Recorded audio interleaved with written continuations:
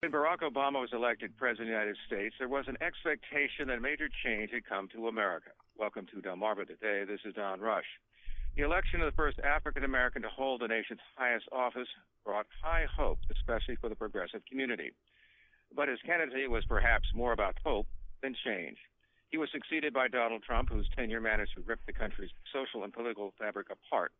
Obama's former Vice President, Joe Biden, was seen as a return to normalcy.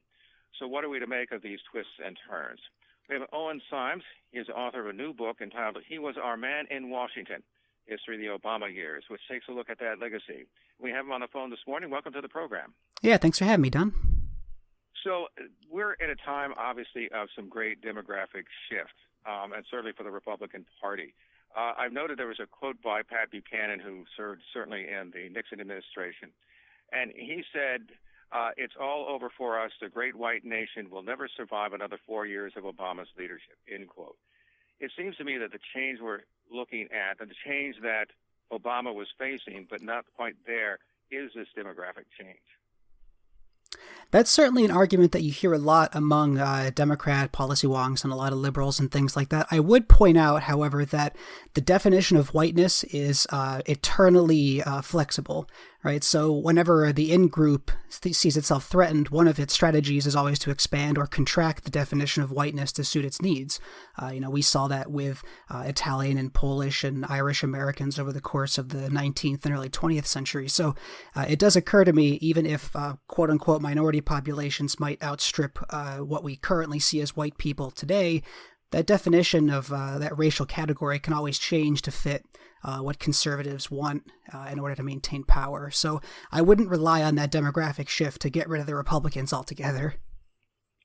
It does seem to me, though, that there is a cultural shift that's going on beyond the demographic one. I mean, we see now, obviously, in major issues like the LGBT community, which we saw major shifts in public opinion. There are major shifts that are going on elsewhere. We see it reflected certainly when it comes to the major media, television programs, and that kind of thing.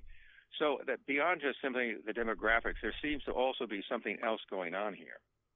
Yeah, there's a real culture war going on. Obviously, that's been going on for decades, going back, to the second wave feminists and the abortion issue and things like that.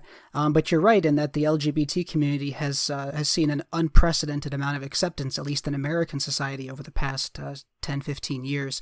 And that's something the Republican Party has to grapple with pretty fiercely because their base is so evangelical in composition at the moment. It will be interesting to see how they bring at least some of those people into the fold, because one of the issues that the gay community had, for instance, for the longest time, because your socioeconomic status doesn't really determine your sexual orientation.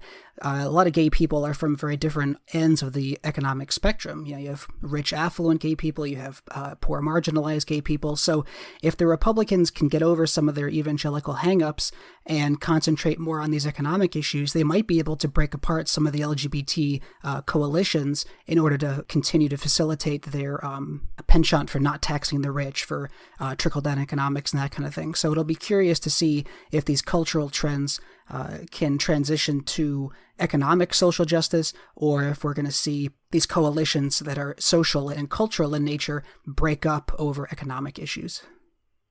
So one of the things that struck me about the Obama candidacy was that he seemed to be all things to all people, that he certainly appealed to the progressive side of the political spectrum, but he also appealed to people who would vote for George W. Bush. He appealed for people who would eventually vote for Donald Trump. He seemed as if he's somebody that we could read in whatever it is that we wanted to in terms of our hopes. That's a very good point, actually. It's a very politically astute thing to try and be all things to all people on the campaign trail. That's what FDR did. If you go back and actually look at his 1932 election campaign, it wasn't very clear what policies he supported at all, as it turned out. So it was kind of anyone's guess what he was going to do once he got into office. With Obama, that's not quite the same. If you actually read his campaign speeches carefully and look at the things he was emphasizing, the kinds of criticisms he was making of his Republican predecessor, they were pretty conservative in nature, all things considered. It's not like he was saying the war on terror should never have been fought, or that the president was fundamentally flawed in his strategy. It was more an issue of tactics. So in his memoirs, he even mentions the Patriot Act, for instance, one of the most controversial, I would say one of the most draconian measures the legislature pushed through in the last 50 years. Obama said that it wasn't all bad. It was just being misused. So there's that emphasis on misuse. If we just have the right person in the White House, we'll be able to fight the war on terror properly. But the point is that we're still going to fight the war on terror. This is a thing that needs to be fought with military action rather than, criminal justice action or police action or that kind of thing. So there wasn't even that kind of fundamental critique of the Bush foreign policy. It was more just it was done poorly. Why did we get involved in Iraq when we were dealing with Afghanistan? But we're still going to fight in Afghanistan, is Obama's point. There's a good war and a bad war within this paradigm. So he did say a lot of things that progressives liked, but he was vague on those. He was very specific when it came to what more mainstream liberals and conservatives might like. Now, of course, I think partly because of partisanship, partly because of racism, a lot of conservatives and Republicans ended up not wanting to hear that message and just assumed or imposed kind of a more radical socialistic agenda onto Obama's policies. But in point of fact, what he mostly said and what he actually did were very moderate, often conservative things.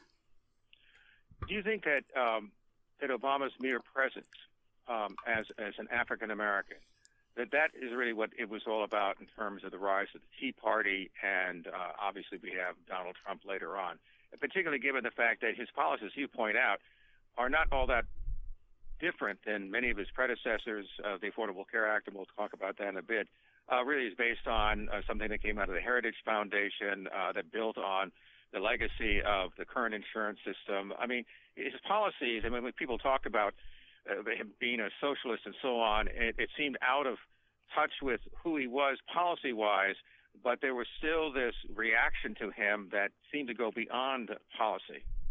Yeah, I think you're right on the money there. A lot of it had to do with partisanship. I mean, we saw how vitriolic the resistance to Bill Clinton was, especially early in his first term.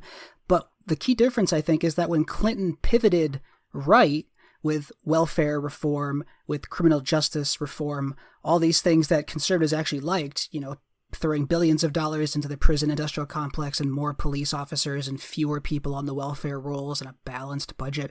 When Clinton turned in that direction, he got a fair bit of Republican support. Obviously not all the party, and there were plenty of Republicans who still hated him. That's why we got the whole impeachment scandal. But he did get a chunk of Republican support and managed a bipartisan consensus for his conservative agenda.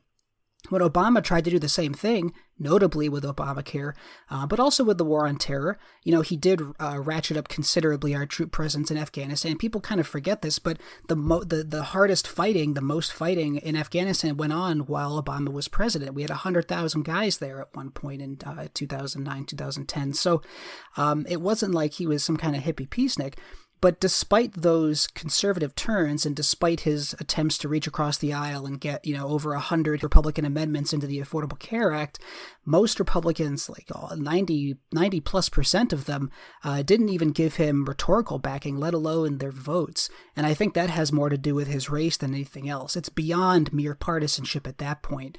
He was very much seen by the Pat Buchanans of the world as an other, an outsider, as un-American, and part of that is, well, every other president before you has been white, but also his name, the fact that he's from Hawaii, which I think some people even unconsciously don't really consider part of the United States so much. It's so far away. It's almost a colony. This idea that he was Muslim, which he had to actually say, no, I'm a Christian, but why would it even matter if you were Muslim? So there's this idea that to be American is to be Christian. That's pretty fundamental to a lot of the resistance to him. So it was on multiple vectors, religious, cultural, racial, but the racial component, I think, made it easier for people to read in all the other stuff, all the other characteristics of otherness they wanted to see in him. Well, I want to turn to the African-American community because one of the things that struck me is that when Bill Clinton was elected president, some people described him as the first black president, even though obviously he was white. But he certainly seemed to be in tune, at least rhetorically, with the African-American community. When Obama becomes president, he's not black enough, that he perhaps hasn't done enough. Explain that dichotomy. I think it was Dick Gregory who actually wondered about the idea that how is it that kind of contradiction could occur? Sure. I mean, that gets into the very definition of what race is, because as I think most scientists have indicated at this point, for the most part, racial differences are not really biological in nature. Obviously, there's skin tone differences, and there are a couple of minor things here and there. Sickle cell anemia tends to be in people that are on the African continent and things like that. But most of the characteristics that we think of as racial are more social in nature, right? So like language differences and things like that, those are all socialized. So when you talk about, I think it was Toni Morrison who said that Bill Clinton was the first black president, if I recall correctly. And I think what she meant by that was, I mean, he came from basically nothing. He was, a poor, white person and from the South who rose through the ranks and became president. And I think her point was that, he went through a very similar journey as many African American people do, being on the economic margins and the political margins of the American experience. Whereas for Barack Obama, he had a more privileged upbringing. He had a much more stereotypically white experience, the kind of suburban experience, going to law school and living abroad and things like that. So there is something to be said there for how much our racial identities are tied up in our socioeconomic journey through life. There's, I think, much more similarity between a lower class white person and a lower class black person's daily experience, say with the police, for instance, than there is between a lower class black person and an upper class black person. If you live in an upper class neighborhood, you're not going to be policed the same as a general rule than if you live in a trailer park or in an inner city. So I think that there is something to be said for that if not criticism, that observation of Obama's race. That he, had a much more privileged upbringing. But it is a very complicated thing because, racial questions are fraught in that way. I want to turn to Joe Biden for a moment because I think you make the observation, but some have that he seems to be this old white guy better at implementing progressive programs than, say, Obama was. And one of the observations that I would make is that much of the agenda that Biden has been focused on the white middle class. And I think that stands in contrast to the legacy that came out of President Johnson's Great Society, which was perceived as actually taking from white middle class people and providing it to poor people. Obviously, African Americans were high on the list of people who imagined most people to be poor, which of course was not the case. But it does seem to me that at least looks like he will be able to implement many of these progressive ideas, that he's making an appeal to a much different class of people, that is white middle-class working people, as opposed to what, say, the Great Society took place. And, conservatives are always concerned about a program being implemented because once it's implemented, you can't get rid of it because people like it, right?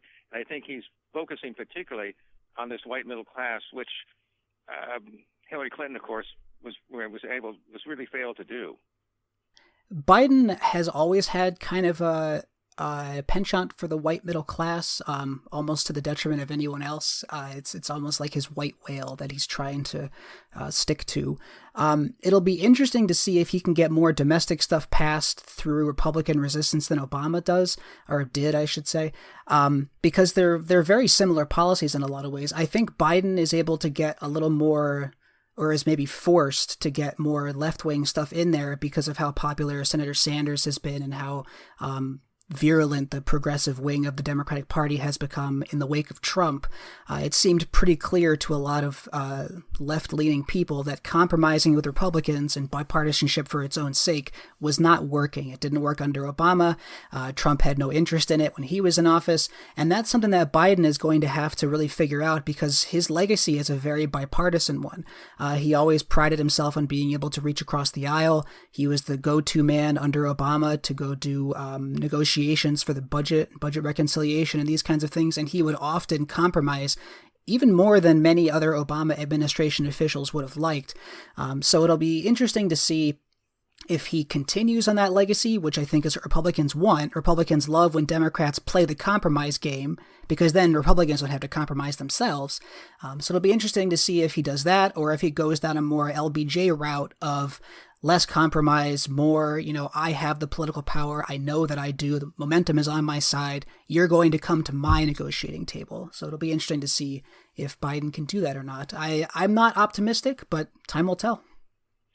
I also wanted to turn to Bernie Sanders because in 2008, Obama seemed to be the candidate of change as opposed to established liberal orthodoxy when it came to the Democratic Party, which is represented by Hillary Clinton. By the time Clinton runs, it's Bernie Sanders who represents that change.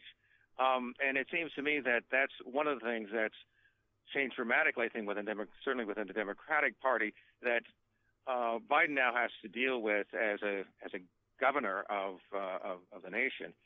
What about that role that seems to be more and more to pushing to what people consider the left, but all these programs and redefining how government works and what it should be doing and that sort of thing? It seems to me that he becomes a major factor and is really representative in many ways, not just himself, but of a shift that's taking place within the Democratic Party and perhaps within the country itself. It's interesting to see Sanders come to the fore because, for the longest time we have been in kind of an age of Ronald Reagan.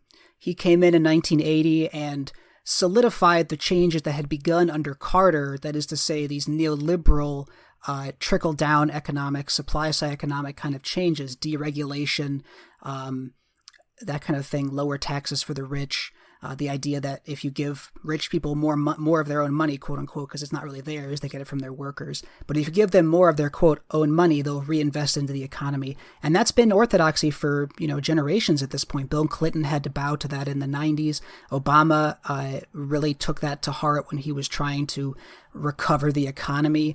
There was this idea under his administration that if you just restore investor confidence and allow credit to flow, the economy will just fix itself magically. That's how markets work. They're almost magic in that way. Whereas Bernie Sanders comes along and he says, look, markets are political and you have to do things to make them better or worse for working people. That's what government's job should be, is to make sure that these rules are in place for people that don't have as much economic power, so they can accrue power of their own and face these corporations in a more even playing field. And people, I think, expected that from Obama because he had this kind of hopey, changey message. But in point of fact, that was not his campaign and that was not his presidency. So the backlash to that disappointment, you saw that first in the Occupy Wall Street movement, where people were very disorganized, but obviously very angry. And I think what grew out of that was more grassroots organizing and a more pinpointed understanding of where the problems are. Bernie Sanders comes along and says, hey, I've been in U.S. politics a long time. I want to work with you guys on the grassroots level and make this into a real political movement with some actual heft behind it. And it seems like, even though he's lost the presidency twice, oftentimes to DNC insider trading, as it were, he has had an outside impact, even though he's not in the White House himself. So yeah, democratic socialism, as it's called, is actually back on the table for the first time since the 1960s. It's very interesting. I want to turn to Afghanistan. By the time this airs, we'll probably be out of there, at least in terms of troops. What do you make of the Biden shift as opposed to Obama, who seemed to sort of, first of all, certainly had the surge, but then sort of kept it on a low simmer, as it were, as opposed to Biden, who finally said, enough is enough, although it does not seem as if Biden has necessarily parted ways with the war on terror. Yeah, I think here we see Biden kind of playing the hand he was dealt, which is what Obama did too. Obama came in and he had to deal with the legacy of George W. Bush, which is a extremely messy legacy. I mean, people talk about Trump as if he's, the worst president ever, and obviously in many ways he's uniquely terrible. But his Republican predecessor, George W. Bush, had an outsized impact on the world that we live in. Truly one of the worst presidents in U.S. history as far as terrible things that he did or allowed to happen. So Obama had to deal with that dumpster fire of a legacy. And what he found in Afghanistan was there was no military answer to a fundamentally political question. And that political question was, can we throw enough money at the Afghan government to make it function?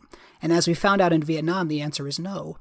When a government is propped up by a foreign power and it's fighting an indigenous resistance that has an ideologically coherent base, they're very hard to defeat. especially when the geography around them is very porous and they can get weapons and supplies and reinforcements, and it's hard to stop them. It's not like it's the Korean Peninsula where you can kind of bottle up South Korea and protect it and, do what you want with it. So Obama tries the surge. He batters the Taliban, but he doesn't defeat them. 2014, he declares combat operations over. The Taliban comes back in 2015 and 2016 and really gives the Afghan army a pretty significant bloody nose. Doesn't defeat them outright, but it's head in that direction. Trump obviously tries to get us out of there in a very ham-fisted way. I think he probably could have done much more effectively, but at least he was trying to get us out of what really was a complete morass.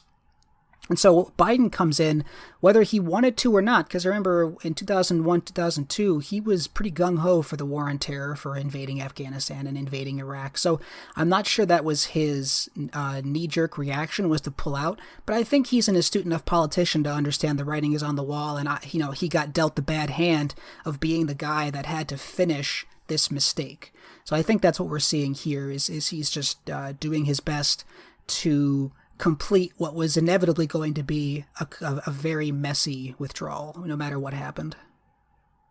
Do you think this signifies a major shift in terms of U.S. foreign policy, how the United States relates?